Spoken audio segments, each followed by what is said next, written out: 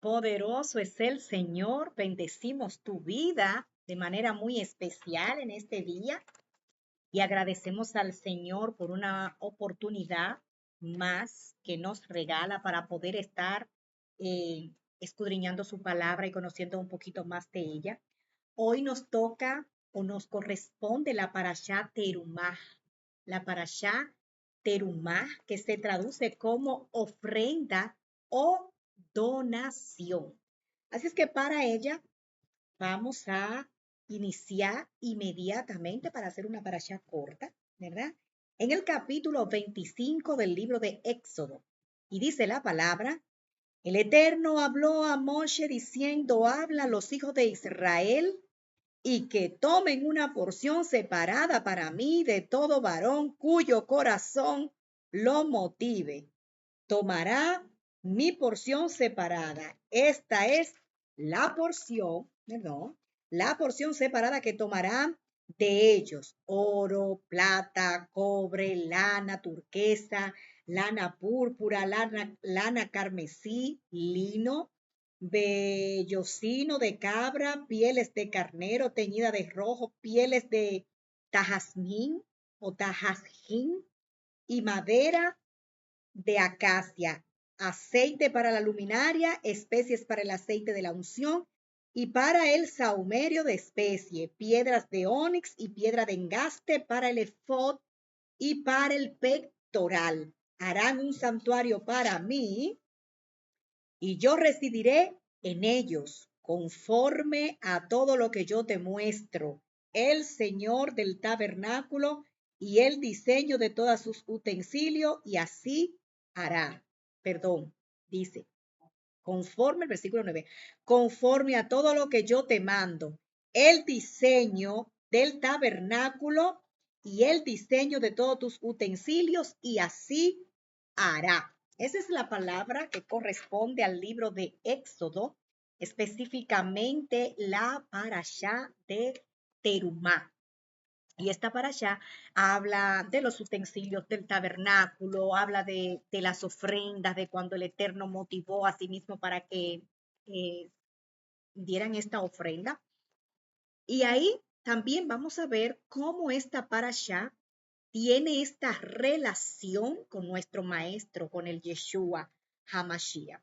Lo primero es que en la parte que leímos, el Eterno motiva, le dice a Moisés, habla a la gente del pueblo y dile que una ofrenda, que den una ofrenda en su corazón, como ellos sientan, si se ven movidos, si se sienten atraídos para dar una ofrenda, pues que la traigan, ¿verdad? Porque vamos a construir el templo. Vamos a crear un lugar sagrado donde pudiéramos direccionarnos, donde pudiéramos ir para poder estar allí envuelto en la presencia del Eterno. Y precisamente así hizo Moisés. Entonces, debían llevar oro, debían llevar plata, debían llevar una serie, vamos a alejar un poquito, debían llevar una serie de elementos que luego más adelante esto iba a tener una repercusión espiritual y un simbolismo muy comparativo con lo que es nuestro maestro Yeshua. Y el pueblo obviamente debía llevar todo esto, debía llevar especies para preparar el aceite de la santa unción, debían llevar las telas con las que se iba a decorar la parte del tabernáculo, pero aparte de todo esto, del oro, de la plata, había elementos específicos dentro del tabernáculo. Recuerde que dentro del tabernáculo solamente podían entrar los sacerdotes. Aquellos eran los responsables de poder entrar para ofrecer el sacrificio de expiación que iba a quitar los pecados del pueblo. Solamente el sacerdote. Pero ya luego más adelante viene Yeshua y es el que hace un nuevo establecimiento donde ya usted y yo no necesitamos que un sacerdote vaya a interceder por nosotros, sino que por el sacrificio del Maestro, por los méritos de él en la cruz del Calvario, hoy usted y yo tenemos acceso y no necesitamos de la intervención de un ser humano de que para nosotros poder conectarnos con Dios. Fíjese qué bendición, eso es maravilloso y atribuimos toda la gloria, toda la honra y la alabanza a nuestro Maestro porque Él es bueno, Él es maravilloso y obviamente nos ha dado este acceso a la presencia del Señor. Y vamos de inmediato a entrar, porque quiero que esta parasha salga corta. Vamos a entrar en los elementos. Dentro del tabernáculo había un elemento que se conoce como el arca del pacto. Y este elemento era sagradísimo. De hecho, ustedes saben que cuando el pueblo iba a la guerra, iba a pelear, se llevaba su arca del pacto. Porque aparte de que era un artefacto que estaba revestido de oro, que tenía un simbolismo de la presencia misma del Dios eterno, aparte esta caja o artefacto delante, o más bien en la parte donde estaban los querubines que tenían se juntaban con las alas. En medio de esas dos alas de esos querubines había un nombre sagrado del Eterno que se denominaba Jehová Sabaoth. Usted y yo lo conocemos como Jehová Sabaoth, pero desde su contexto original se le conoce como Yahweh Sabaoth o el Sabaoth, el que pelea. Y bueno, allí se encontraba el arca del pacto. Pero el arca del pacto no estaba donde estaban los demás elementos, sino que estaba como en la parte de atrás, donde había esa cortina que impedía que los demás miraran o hurgaran hasta allá para ver qué había más atrás de la cortina, sino que esa arca del pacto se encontraba en aquel lugar y solamente podía verla o tener ese contacto con ella el sacerdote. Fíjese, solo el sacerdote. Y era una cosa extraordinaria, porque cuando el sacerdote entraba al tabernáculo, entraba con una serie de requisitos y lineamientos que tenía que cumplirlo, ¿verdad? Porque de no cumplir, por así decir, aquellos requisitos, la presencia del Señor descendía en aquel lugar con una fuerza, con una potencia tan grande que fácilmente podía matar al que estuviese allí. Y allí estaba el arca del pacto. Pero también en la parte del lugar santísimo, del lugar santo, perdón, estaban los atrios, estaba el lugar santo y estaba el lugar santísimo. Lugar atrio donde se ofrecían los sacrificios, el lugar santo donde se hacían el lavacro de la mano, donde estaban algunos elementos. No, el lavacro de la mano se hacía en los atrios. Y dentro del lugar santo, ahí estaban, vamos a decir, una serie de elementos que representaban o vienen a representar las oraciones nuestras, esas adoraciones que conquistan, que perfuman el trono de la gracia del Eterno. Estaba ahí en el lugar santo. Y luego estaba la parte del lugar santísimo, que era la parte donde ya se encontraba el arca del pacto, única y exclusivamente el arca del pacto. Pues ahí, en la parte del lugar santo, estaba una menora, que es una menora, una especie de un candelabro con siete brazos. En cada brazo se le colocaba una luminaria que debía estar encendida constantemente dentro del tabernáculo, aludiendo a que la luz del Eterno siempre, siempre en ese tabernáculo iba a estar encendida, iba a estar palpadeando, alumbrando, iluminando, esa es la palabra. Pero también estaba el altar de bronce. En el altar de bronce, esa era la parte donde se hacían los diferentes sacrificios que se ofrecían en aquel lugar. Y el mensaje aquí habla más bien de que estos elementos lo que básicamente busca es una integración del pueblo, que la comunidad se integrara para tener esa participación en conjunto, que todos pudieran ver, disfrutar, saborear y participar de lo que allí se celebraba. Y bueno, y es que luego ya después que a Moisés convoca y se tienen todos estos elementos, pues se iba a crear el tabernáculo y ahí entonces ya se iban a tener todas esas partes que les acabo de indicar. La Parashat Terumá, donaciones u ofrenda, nos invita a una reflexión y es que al pensar en la Parashat Terumá y todos los elementos que ella compone, nos lleva a nosotros a pensar la importancia de ese sacrificio, la importancia de ese tabernáculo, lo que hacía el sacerdote al ofrecer los diferentes sacrificios, y que esto nos lleve a reflexionar y a pensar muy adentro eh, en qué o cómo, en qué se parece a nosotros o se parece a mí, en qué me beneficia, cómo puedo yo, ¿verdad? Ahora que tengo la oportunidad de allegarme directamente al Eterno sin la intervención de un sacerdote, ¿cómo puedo yo presentarme delante del Señor, qué puedo hacer, la ventaja que tengo y todo esto. Fíjese lo de la importancia que tienen estos elementos. El pueblo todo se volcó, participó y llevó la ofrenda que se le solicitaba y justamente preparaba unos minutos, unas horas antes una prédica porque me toca ministrar la palabra el día domingo y hablaba de la parte de que cuando nosotros de manera voluntaria, nosotros accedemos a ser partícipe de esas colaboraciones que se solicitan dentro del templo, los únicos beneficiados somos nosotros, porque como que abrimos un portal, o más bien se abre un portal con la convocatoria y nosotros cuando somos obedientes, vamos a decir, y nos movemos bajo ese llamado, entonces como que nosotros conectásemos con los mundos de arriba y el Chefa, que es la parte que tiene que ver con la abundancia, desciende de una manera espectacular en nuestra vida cuando decidimos asimismo conectar con todo lo que es divino y participar de esas convocatorias que se hacen cuando se hacen, obviamente, con el objetivo de, vamos a decir, de exaltar el lugar del Señor, de preparar algo para el eterno y así sucesivamente. Pues fíjense, existe una relación tremenda entre lo que es el tabernáculo y lo que es Yeshua. El tabernáculo se hizo con el objetivo de que la presencia misma morara en el tabernáculo, pues Yeshua es el tabernáculo. Él vino a tabernaculizar, es la palabra. ¿Por qué? Porque cuando se habla de la palabra, por ejemplo, Éxodo 25:8 dice, harán un santuario para mí y habitaré en medio de ellos.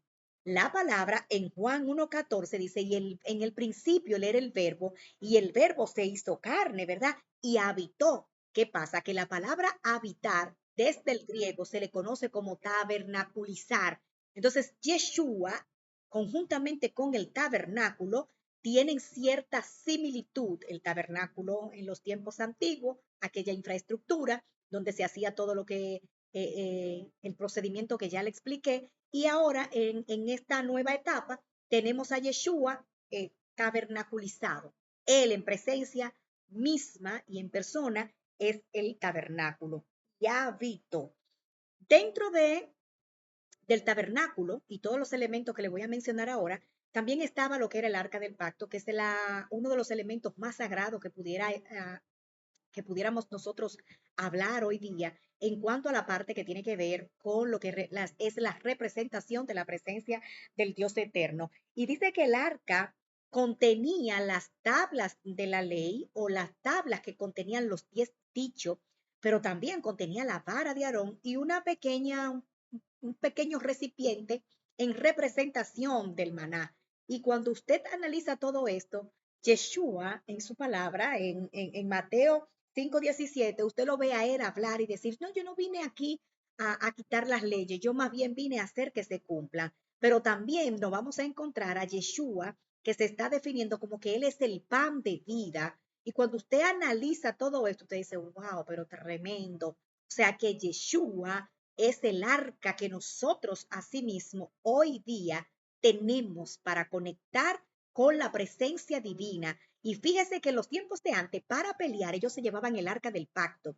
Obviamente, con este nombre tan poderoso, Yahweh Sabaoth, iban confiados. Pero ¿qué nos dice la palabra en este tiempo? Que en el nombre de quién? En el nombre de Yeshua, nosotros vamos a hacer proezas. Y en base a este nombre, nosotros entonces caminamos y vamos a ser certeros en todo lo que nosotros vamos a hacer. Jeremías, en su capítulo 31, lo quiero leer, 31 al versículo 31 al 33, dice, profeticé sobre la nueva alianza en la cual la Torá estaría escrita en los corazones. ¿Quién es esta nueva alianza? Yeshua.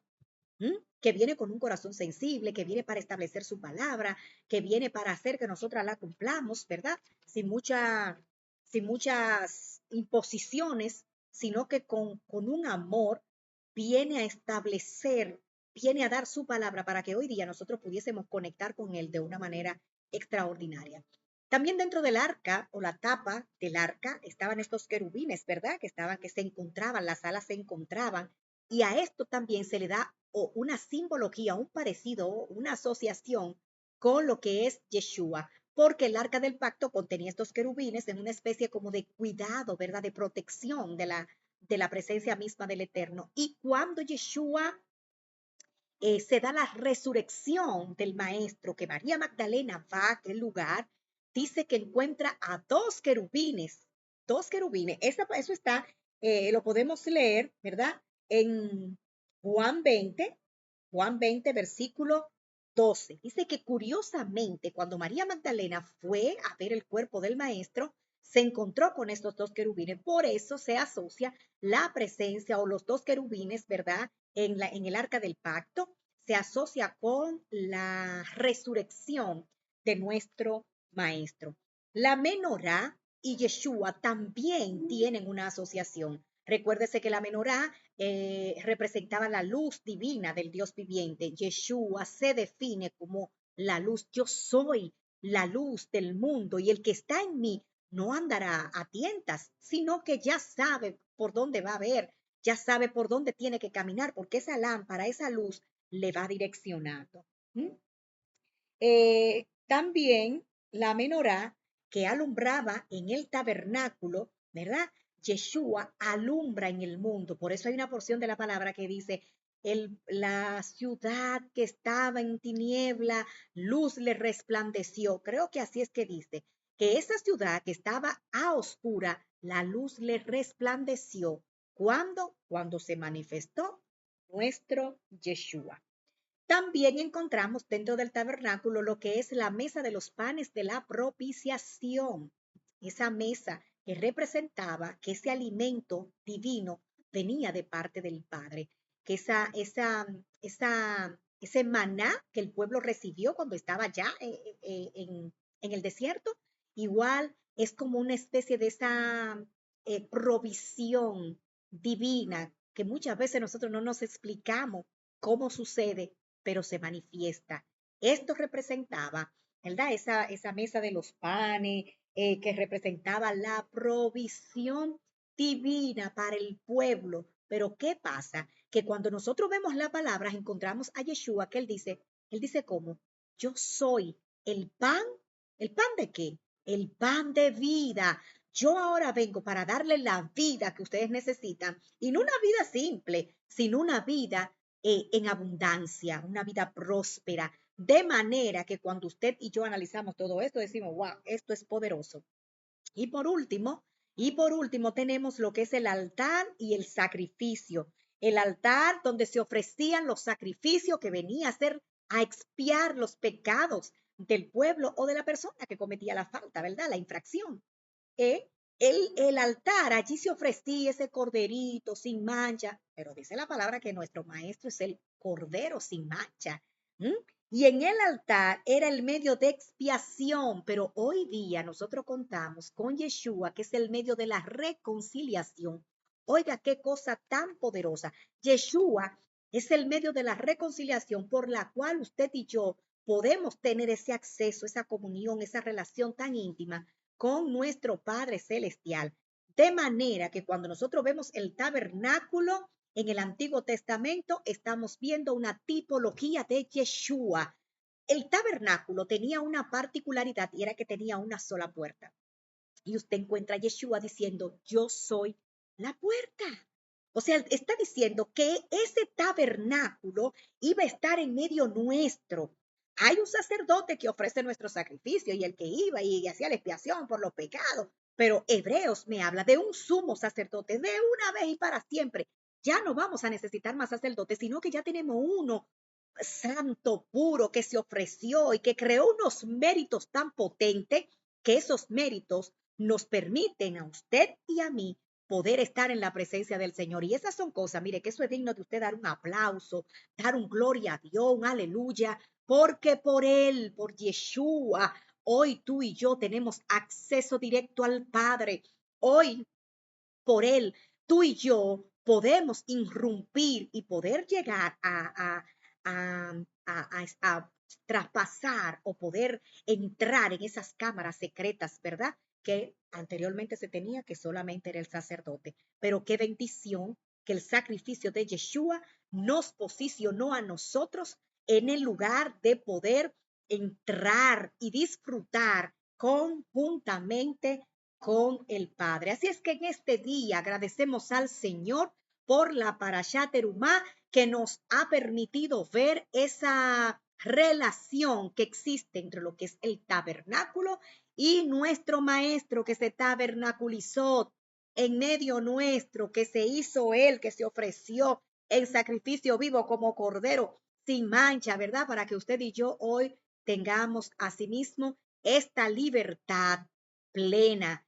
No hagamos de la gracia una desgracia, sino más bien vamos a hacer de esa gracia una alabanza por todo lo que el Maestro hizo, ¿verdad? Para que usted y yo hoy estuviésemos o contásemos con esa vida en abundancia. De manera que te bendigo de manera especial y quiero orar en esta hora para que el Señor te bendiga con toda bendición de los cielos. Y digo, Padre amado y Dios del cielo, bendecimos hoy tu nombre, que tu nombre sea santo y bendecido, que hoy nosotros podamos entender, aleluya, que tu Hijo ofreció un sacrificio de una vez y para siempre. Y eso es una dicha, eso es una bienaventuranza, esto es un privilegio que podamos estar delante de tu presencia. Hoy te agradecemos, agradecemos por tu Hijo, agradecemos por ese plan tan perfecto y maravilloso que tú orquestaste para bendecirnos. Hoy yo te agradezco y sé que todo aquel que va a escuchar, que va a ver esta parashá, también va a sacar una alabanza de lo más profundo de su ser para agradecerte por ser un Dios tan perfecto, tan grande, tan lindo y tan poderoso. Bendecimos el nombre del Señor. Te bendigo con toda bendición de lo alto y le pido al Señor que añada bendición a tu vida. Ay, hasta que sobre y abunde. Bendición sin límite que permee tu casa, tu vida espiritual, sea expandida y que todo lo que tiene tu nombre se aumente en el nombre poderoso de Jesús de Nazaret. Bye bye.